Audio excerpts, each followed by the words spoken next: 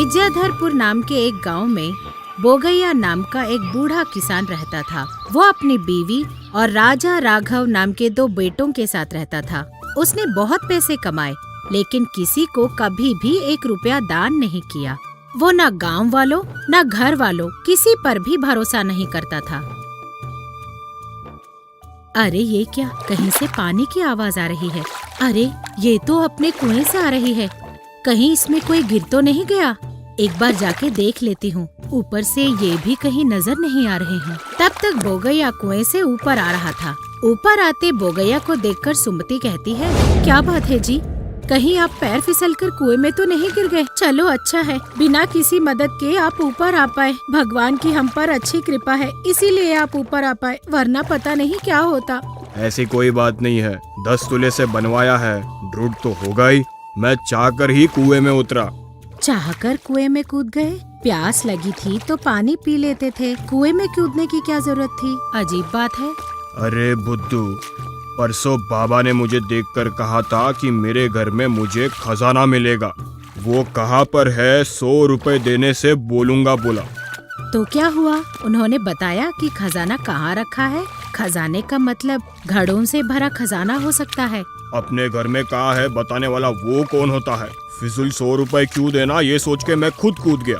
इसका मतलब घर का सारा सामान इधर उधर बिखरा हुआ होता है, तो ये सब आपका किया कराया है। बात सुनो, पूरा घर देख लिया, कहीं भी नहीं मिला।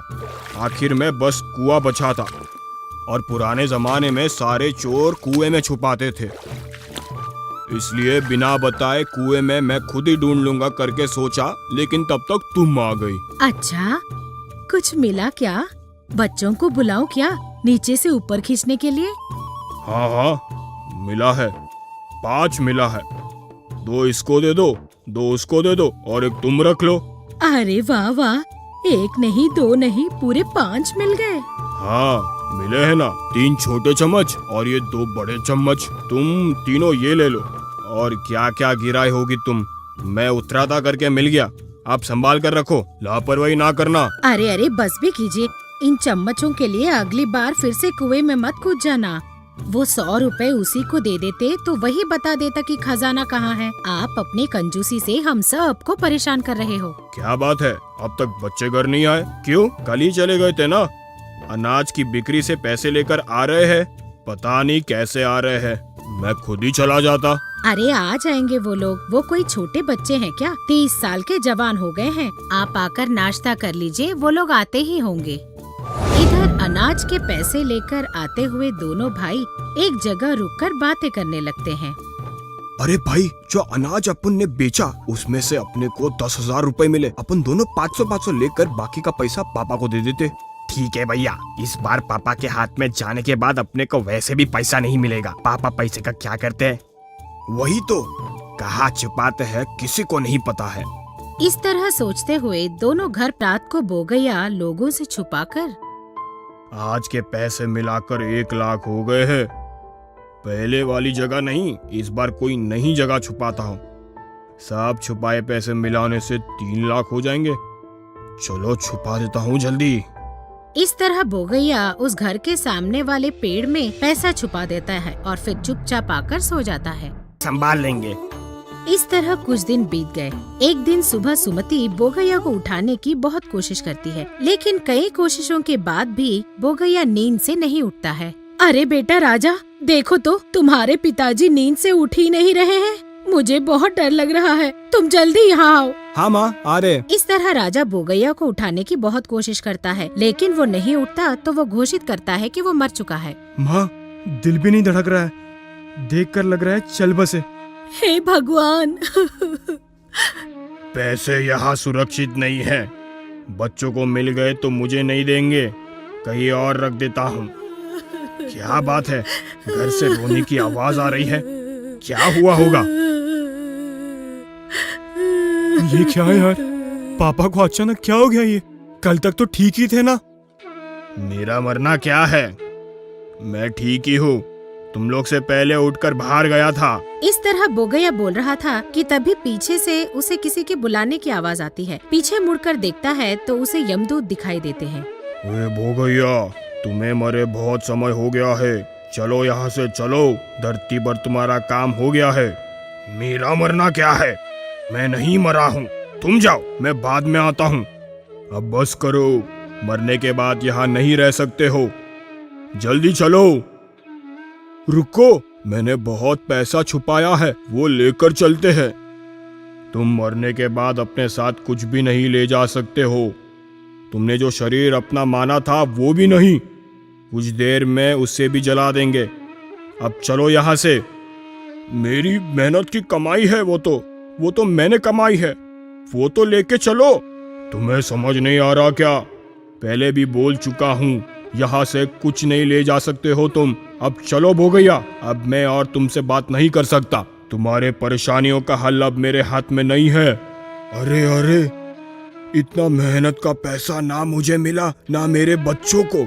मेरा छिपाया पैसे मेरे बच्चों को मिला, जैसे वैसे करना। यमराज, ये मेरी आखिरी इच्छा है, आपको पूरी करनी पड़ेगी। बोलो, क्या है वो बात? यहाँ मेरे अलावा तुम्हारी और कोई नहीं सुनेगा। वो ये है कि छिपाया पैसा कहाँ पर है, मैं अपने बच्चों या बीवी को बोलना चाहता हूँ। वो लोग सुनकर बहुत खुश हो जाएंगे। तुम्हें जितना भी बोलूं समझ नहीं आ रहा। क्या करूं मैं? जा, जितना कोशिश करना है कर ले, तुम्हें ही समझ आ जाएगा। धन्यवाद, बोल कर आता हूँ। सुमति, सुमति, मैं यहाँ हूँ, मेरी बात सुनो। सुनाई दे रही है? यहाँ देखो, उस दिन तुमको बोला था ना कुएं में कुछ नहीं, वो तो झूठ था। कुएं में मैंने खुद उस दिन 1 लाख रुपए का सोना छुपाया था, किसी को ना पता चले करके वैसे बोला था मैंने। अभी जाकर ले लो, जाओ।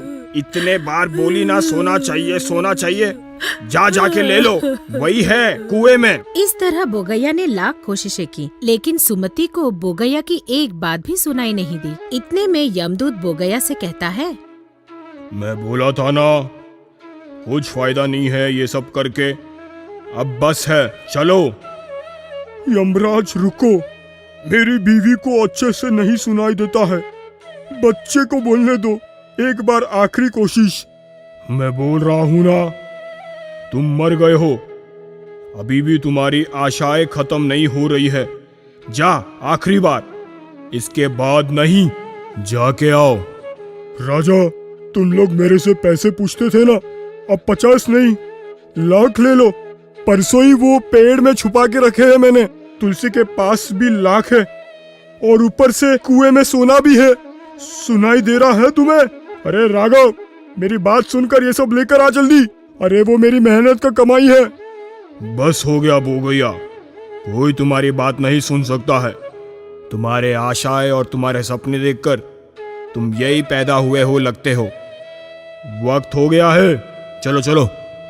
अब बोगैया को यमदूत के साथ जाने के अलावा और कोई रास्ता नहीं बचा। इस तरह कई दिन बीत गए। एक दिन राजा और राघव लड़की देखने के लिए जाने वाले थे। इतने में एक कुत्ता उनके घर के आंगन में भौंक रहा था। बच्चों, जल्दी जाकर तैयार हो जाओ, बुरा मुहूर्त आने से पहले ही हमें निकलना होगा। और ऊपर से ये कुत्ता पता नहीं कब से यही भौंक रहा है। छी, जाओ यहाँ से, छी छी। क्या बात है, मेरे पापा जैसी है, शादी करने नहीं दे रही, जा। उन दोनों के निकल जाते ही वो कुत्ता जाकर बाहर पेड़ के नीचे बैठ जाता है। वहीं से जा रहे एक साधु जी उस कुत्ते को देखकर बोलते हैं, क्या बात है बोगैया, इस बार कुत्ते जैसे पैदा हुआ? अभी भी पैसे से प्यार है? जहाँ छुपाया वही है, अब तो भी यहाँ सब छोड़ दे।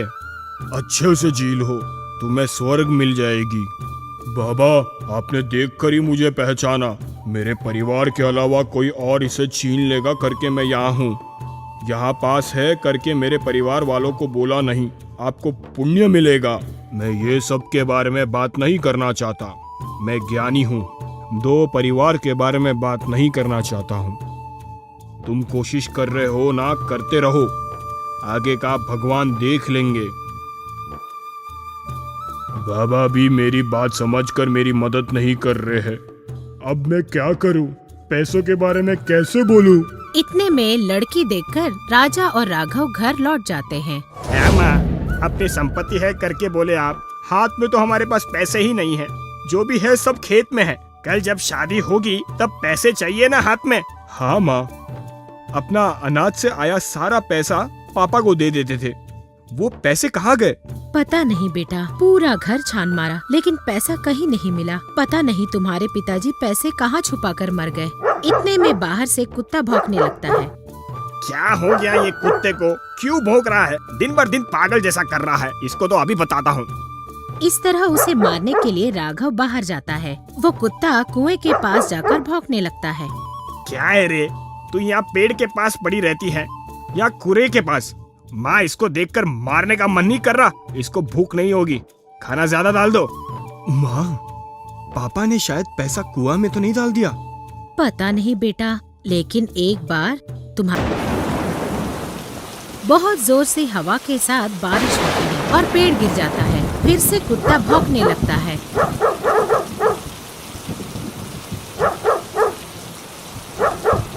छी छी छी छी, ये कुत्ता दिन भर भौंकता रहता है।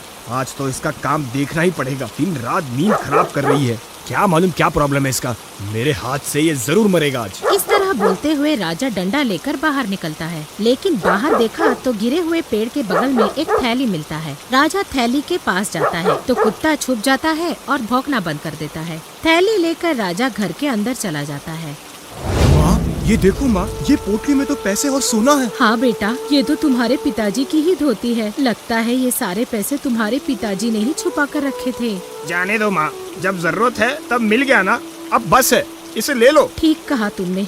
जब जिंदा थे तो कभी भी एक पैसा नहीं दिया। शादी के खर्च के लिए पैसा नहीं है, यही सोच रही थी। चलो, समय पर पैसे मिल गए। पैसे घर वालों को मिलने पर भोगैया खुश होने लगा और बोला, इतना मेहनत करने के बाद भी इनको मेरे पैसे के बारे में बिल्कुल नहीं पता चला। शादी के टाइम पे इनको थोड़ा पैसा मिल गया, बाकी के पैसे भी इनको सही समय पे मिल जाए। आशा करता हूँ अब यहाँ मेरी कोई जरूरत नहीं है, मैं यहाँ से चले जाता हूँ।